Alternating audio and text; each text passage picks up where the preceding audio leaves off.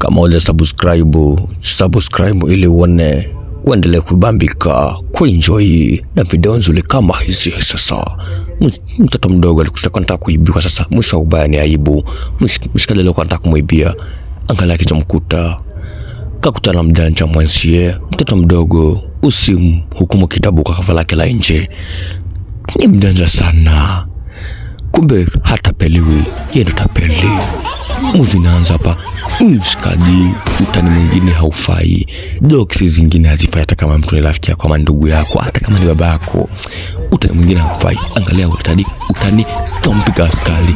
Kumbe dadeki kimemkuta kalamba mafi. Sasa mshikaji na yesa anamzubaisha.